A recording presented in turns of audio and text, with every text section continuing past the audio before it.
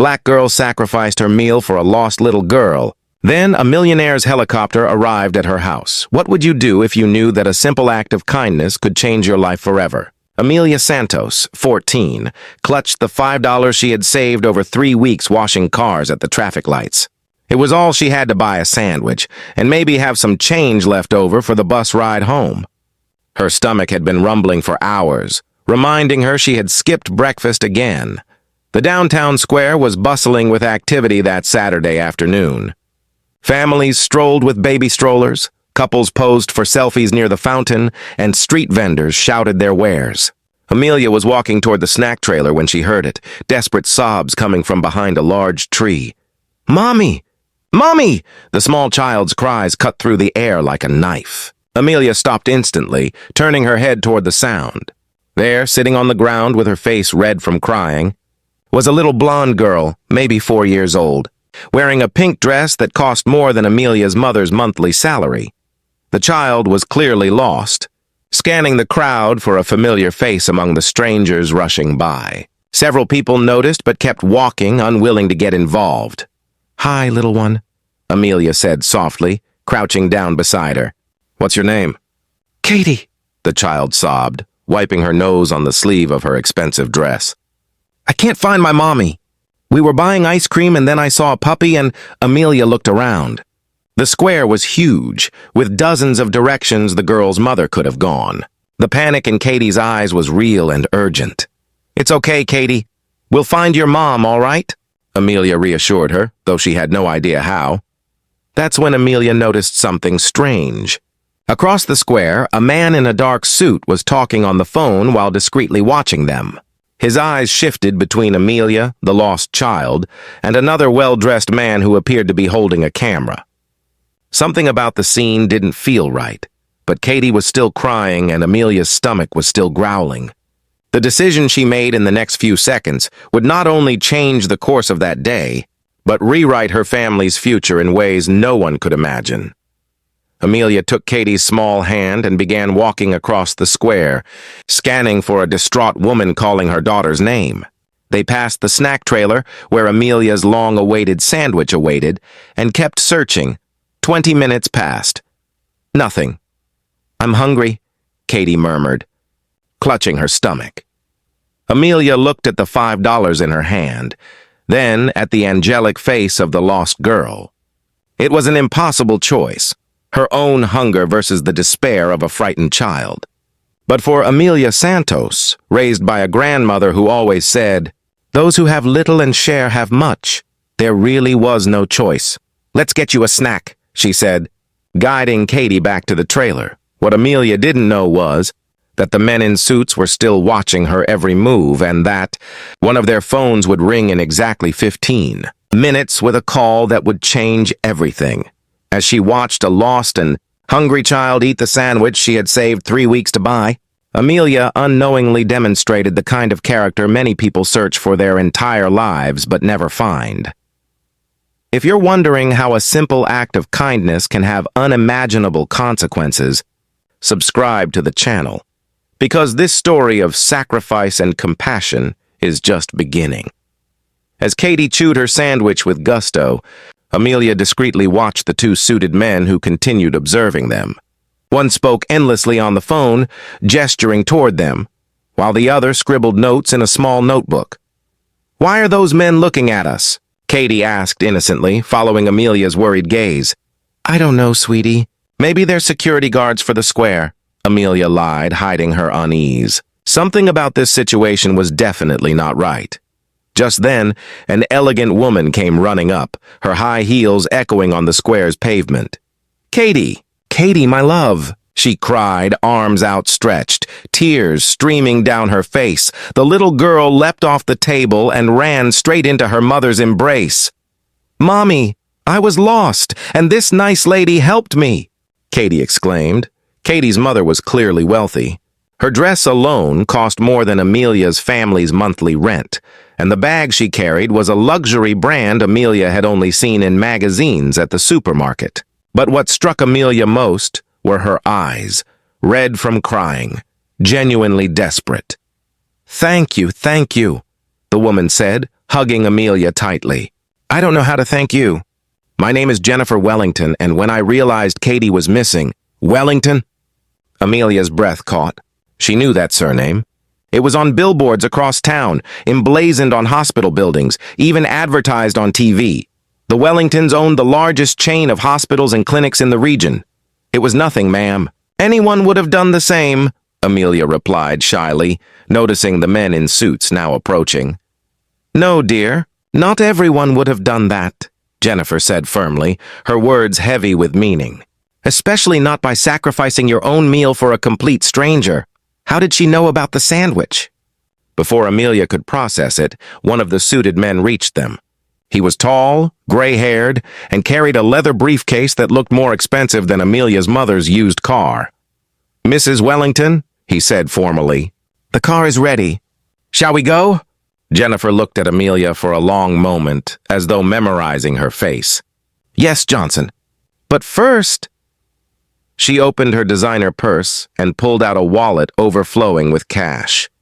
"Please accept this as a token of my gratitude." "I can't accept this," Amelia recoiled instinctively. Her grandmother had always taught her that kindness should never be repaid.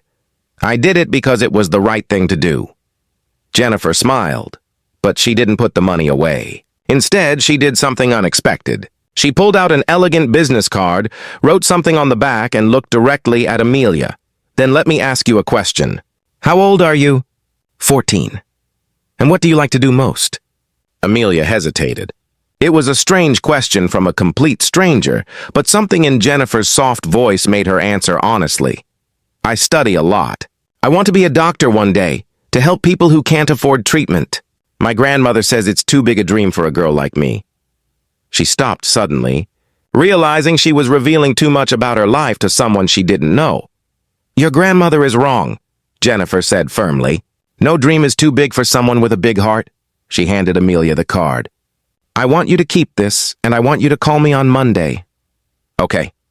Amelia took the card, confused. On the back, Jennifer had written a phone number and 3 words that made her heart race. Scholarship. "Call Monday. I don't understand." "You'll understand on Monday, I promise." Jennifer kissed Katie on the forehead and walked to a luxurious black car Amelia hadn't noticed before, parked discreetly next to the square. But before getting into the vehicle, Jennifer turned back one last time. "Amelia Santos, right?" Amelia's eyes widened. She had never told this woman her full name. "How did you—" "See you on Monday," Jennifer said with a mysterious smile, then stepped into the car, which drove away silently. Amelia stood frozen in the middle of the square, staring at the card in her hands. Wellington Medical Foundation, Jennifer Wellington, Executive Director. On the back, in addition to the phone number and note about the scholarship, there were 2 more words written in small print. Character test passed, character test. Suddenly, everything made sense. The lost child, the men watching. The way Jennifer knew details she shouldn't have known. It hadn't been a coincidence. It had been a test. And she had no idea she was being evaluated. That night at home, Amelia told her grandmother Donação everything. The 67-year-old woman, who cleaned offices at dawn to support her granddaughter, listened silently as she prepared a simple dinner of rice and beans. "Grandma, do you think I should call?" Donação dried her hands on her worn apron and sat down beside her. "Honey, do you remember the story I always tell you about angels in disguise?" "I remember. Sometimes they come to test our hearts." "And sometimes," she smiled, touching Amelia's face tenderly, "they come to reward those who pass the test." But neither of them could have imagined that. At that very moment, in a mansion across town, Jennifer Wellington was finishing a very important phone call. "Yes, I confirm it. We found our candidate," she said. "Amelia Santos, 14 years old. Impeccable character, exceptional academic potential based on the school reports we've obtained, and most importantly, she chose kindness, even when it cost her everything she had." The voice on the other end belonged to the director of the most powerful medical foundation in the country. "Are you sure, Jennifer? The full scholarship program is a long-term investment. We're talking about undergraduate, graduate, and specialized studies. More than $500,000 per candidate?" "Absolutely," Jennifer replied without hesitation. She didn't think twice before giving her only meal to a stranger. And when I offered her money as a reward, she refused immediately. That's exactly the kind of doctor this world needs. What if she fails? What if she can't keep up with the academic level required? Jennifer looked out the window of her office toward the square where it had all begun. People who go through this kind of test don't fail. They find a way to win. What Amelia didn't know was that her life was about to change in ways her wildest imagination couldn't have foreseen. That simple act of sharing a sandwich had just opened the door to a future that would transform not only her life, but the lives of thousands she would one day help. Mondays would never be the same again. Neither would she. But before that phone call changed everything, Jennifer needed to be absolutely sure she had chosen the right person. The test wasn't over. In fact, it was only just beginning. On Monday morning, Amelia held Jennifer Wellington's elegant card with trembling hands. Donna Song had insisted she call at exactly 9 a.m., punctual and respectful. The voice that answered was professional but warm. "Amelia, I'm glad you called. This is Jennifer Wellington. I hope you've thought about our conversation." "Yes, ma'am." "About the scholarship?" Amelia hesitated, not sure how to ask. "I need you to come to our office today at 4 hours. There are some people who would like to meet you. The address is on the card. And Amelia, bring your school reports from the last 2 years. All of them." Jennifer's voice carried an urgency that hadn't been there on Saturday. The Wellington Medical Foundation's headquarters occupied 3 entire floors of a glass tower downtown. Amelia had never been in such a luxurious place. The marble floors reflected crystal lights from the ceiling, and the walls were lined with plaques, awards, and photos of Jennifer alongside presidents, philanthropists, and celebrities. "You're early." "That's good," said the receptionist, an elegant, middle-aged woman. "Mrs. Wellington is in a video conference with investors in New York, but she'll be finished in a few minutes." While she waited, Amelia's eyes wandered across the walls until they froze on a photograph that made her breath catch. It was a picture of the Foundation's medical team at a rural hospital, and in the center was a man she recognized instantly, Dr. Michael Torres, the doctor who had tried to save her father 3 years ago. "Do you know Dr. Torres?" Amelia spun around, startled. Jennifer was standing behind her. He treated my father before he passed away. Stomach cancer. My father didn't have insurance, but Dr. Torres never gave up, even though he knew he wouldn't get paid." Jennifer smiled softly. "Michael mentioned your family during our last meeting. He said you were the most determined girl he had ever met, always asking about the procedures, wanting to understand every detail of the treatment." "You talked to him about me?" "We talk to a lot of people, Amelia. That's the process." Jennifer gestured for her to follow her down the hall. "The scholarship we offer isn't just money for college.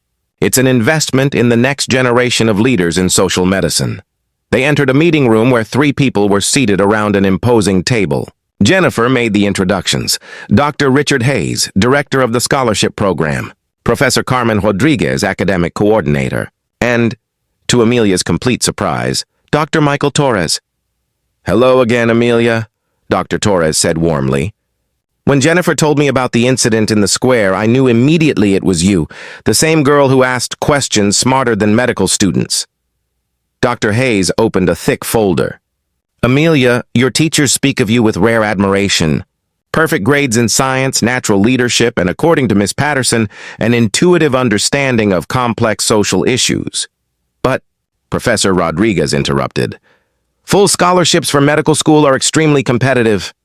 We're talking about 8 years of study plus residency, an investment of approximately $700,000.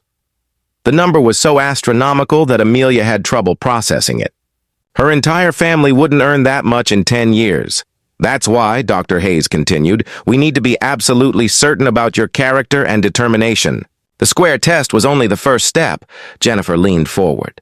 "Amelia, what I'm about to propose may seem strange, but it's necessary. We want you to spend the next month doing volunteer internships in 3 different settings: a public hospital, a rural clinic, and a rehabilitation center for drug addicts." "A month?" Amelia quickly calculated. "But I have school, and I wash cars to help my grandmother." We've already spoken to your school, Jennifer replied. Your teachers have agreed to give you extra assignments so you won't miss the semester. And as for the job, she slid an envelope across the table. This will cover your family's expenses during that time. Amelia opened the envelope and gasped. Inside was $2,000 in cash. I can't accept this without working. Dr. Torres chuckled softly. Oh, you'll be working. I assure you these internships are intense. 16 hours per week at each location, on top of your regular studies. We want to see how you handle real pressure, how you interact with patients from different social backgrounds, and how you respond to difficult ethical decisions, Jennifer concluded. There isn't always a right answer in medicine. Sometimes you must choose between what is protocol and what is humane. Professor Rodriguez added, other candidates have attempted these internships. Half of them quit in the first week. Of those who finished, only 2 in the last 5 years impressed us. What if I don't make it? Amelia asked, her voice trembling with uncertainty for the first time. Then you're not the right person for this program, Dr. Hayes said bluntly. But if you succeed, if you prove you have not only the intelligence but the emotional and ethical resilience we seek, Jennifer smiled, then you won't just win a full scholarship.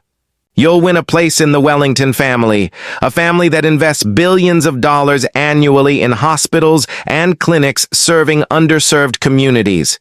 Dr. Torres stood. Amelia, do you remember when you asked why I treated patients who couldn't pay? I told you it was because medicine isn't a business. It's a mission. If you accept this challenge, you'll have the chance to prove that you believe the same. That night at home, Amelia told Dona Concepcion everything. The elderly woman listened quietly, occasionally nodding her head. Grandma, what do you think? Can I do it? Dona Concepcion took her granddaughter's hands. My dear, your parents didn't die so you could dream small. Your father always said you had something special, a light doctors could recognize. Maybe it's time to find out if he was right. But what if I fail? What if I'm not good enough? Then at least you tried. But something tells me these doctors saw in you what I've seen for 14 years. A girl who doesn't accept injustice silently, and who would do anything to help those in need. The next morning, Amelia called Jennifer Wellington. I accept the challenge. Perfect. Start tomorrow at the General Hospital. Dr. Torres will be your direct supervisor. And Amelia? Jennifer's voice carried a mysterious note. Get ready. What you've experienced so far was only the warm-up. What Amelia didn't know was that while she prepared for the biggest challenge of her life, Jennifer Wellington was on the phone with the Foundation's board of directors.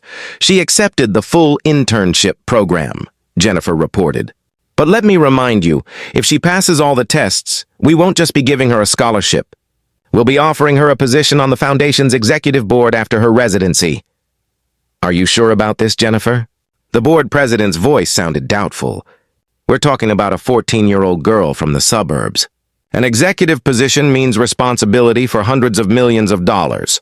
That's exactly why the tests are so rigorous. But if she can prove what I believe she can... Jennifer looked out the window toward the neighborhood where Amelia lived. Then we've found not only an exceptional doctor, but a future leader who can revolutionize social medicine in this country. What Jennifer didn't reveal to the board was that she had already made a personal decision. If Amelia passed all the tests, she would not only receive a full scholarship, she would also receive something that could change not just her life, but the fate of her entire community. But first, she would need to survive what was to come. The next 30 days would reveal whether a girl who once sacrificed her meal for a stranger truly had the inner strength to carry the weight of transforming lives through medicine. The first day at General Hospital would begin in just 12 hours, and with it, challenges that would test not only her intelligence, but her soul. The third stage at the Drug Rehabilitation Center tested Amelia in ways she never expected. Dr. Torres had warned her that it would be challenging, but nothing prepared her for what she encountered during the first week.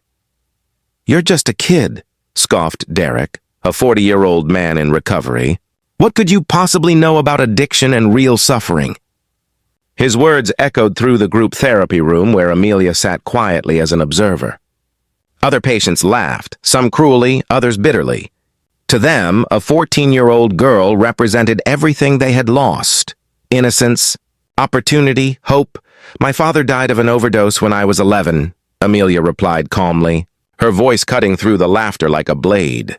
2 years later, my mother died of cancer because she couldn't afford treatment after spending everything to try to save my father. So maybe I know more about suffering than you think. The silence that followed was deafening. For the next 2 weeks, Amelia worked 16 hours a week at the center, in addition to her responsibilities at the public hospital and rural clinic. Her schedule was brutal. School from 7 a.m. to 3 p.m., internships from 4 p.m. to 8 p.m., then studying until midnight. But something extraordinary began to happen.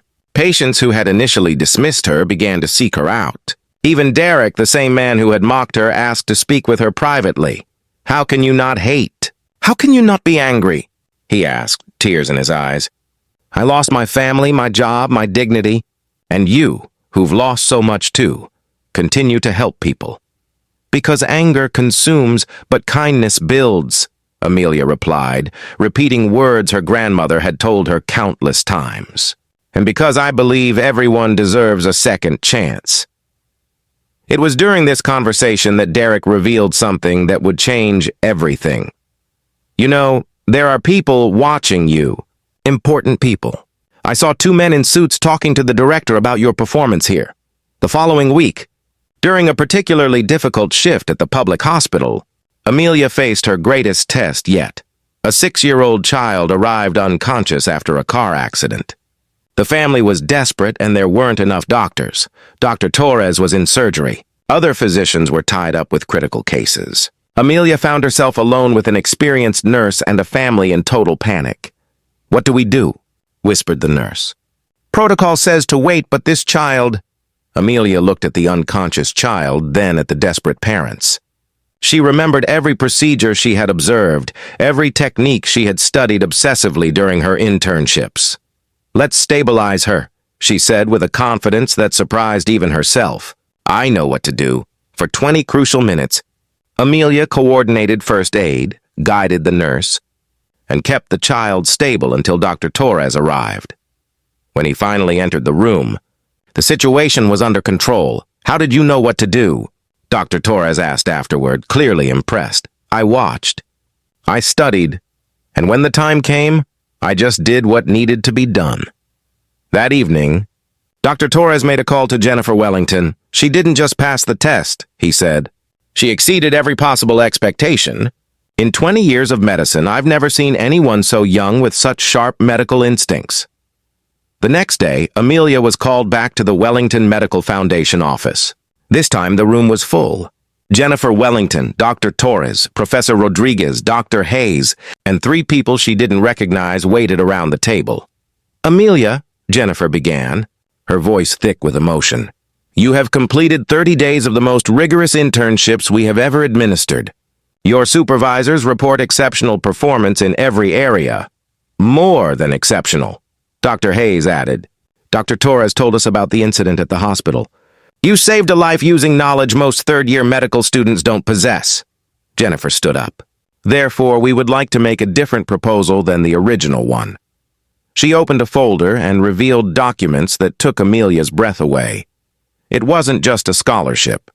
It was a full contract for an accelerated program that included individual mentoring, internships at internationally renowned hospitals, and, after graduation, a position as medical director of a new clinic, one that would be built specifically in her community. "The Amelia Santos Clinic," Jennifer said softly, "will be our next big venture. A full-service medical center that will serve your community free of charge, funded entirely by our foundation." You want to name a clinic after me?" Amelia whispered in disbelief. "We want you to be its founder and director," Dr. Torres corrected gently. "You've demonstrated something that cannot be taught. The ability to lead with compassion under extreme pressure." One of the men Amelia didn't know introduced himself. "I'm Dr. William Chun, director of the largest pediatric hospital on the East Coast. I'd like to offer you an internship during your school breaks, working directly with me." The second stranger spoke. "Professor Anna Richardson, Harvard Medical School. We have a special mentoring program for exceptional students. You'd be eligible to start at 16. The third added, Dr. Roberto Silva, Stanford University. Our global medical leadership program includes internships in Africa, Asia, and Latin America. Amelia looked around the room, struggling to process what she was hearing. It wasn't just a scholarship. It was a complete path to becoming one of the best prepared doctors in the country, with the resources to transform her community in ways she had never even dreamed of. There's only one condition, Jennifer said seriously. You can never forget where you came from, and you can never stop choosing kindness over self-interest. What if I fail? What if I can't live up to all these expectations? Dr. Torres smiled. Amelia, you just coordinated a medical emergency as if you had 10 years of experience. You earned the trust of recovering addicts who once rejected you. You sacrificed your only meal for a stranger's child. Jennifer added, Failure is not an option for someone with your character. And even if it were, we'd be here to help you rise again. As Amelia signed the documents that would change not only her life, but the future of her entire community, she realized something profound. Sometimes the greatest miracles begin with the smallest acts of kindness. But what none of them could have imagined was that this story still had one final twist, one that would prove that when you plant seeds of compassion, the universe sometimes responds with a harvest far beyond your wildest dreams. The true magnitude of what had just happened would only be revealed when that helicopter finally landed on her street, carrying a surprise that would transform not only her life, but the lives of everyone she loved most. 3 years later, Amelia was in her senior year of high school when the deafening roar of helicopter blades cut through the Saturday morning air on Elm Street. A black aircraft descended onto the empty lot next to her house, sending dust swirling and neighbors rushing to their windows. Jennifer Wellington stepped out, carrying a gold briefcase and a smile filled with secrets. Amelia, she said, it's time to meet your future. Inside the briefcase was something that made Donna Conk's son cry. The keys to a fully equipped medical clinic, secretly built over the last 6 months in the heart of the community. Conk Santos Clinic, Jennifer announced, named after the woman who raised the most promising doctor I have ever met. But there was more. A full scholarship to Harvard, internships at world-renowned hospitals, and a bank account with enough funds to support not only Amelia but her entire family for decades. Why all this? Amelia asked, still struggling to process the magnitude of it all. Because kindness, multiplied by resources, can change the world, Jennifer replied. And because a girl who once gave up her meal for a stranger deserves to see what happens when generosity meets opportunity. Today, Dr. Amelia Santos runs 3 clinics that provide free medical care to thousands. Derek, the former addict who once mocked her at the rehab center, now works as a counselor in one of her facilities. The town square where it all began now holds a plaque that reads, Small Acts, Big Transformations. Jennifer Wellington proved that investing in character brings returns too great to measure. And Amelia discovered that when you choose kindness, the universe conspires to multiply your ability to do good. The real magic wasn't in the helicopter or the millions invested. It was in the choice of a 14-year-old girl who gave her only meal to a stranger, proving that heroes aren't born with silver spoons. They're born in hearts that choose to love, even when they have little to give. If this story touched your heart, subscribe to the channel for more stories that prove kindness is never weakness. It is the most transformative force in the world.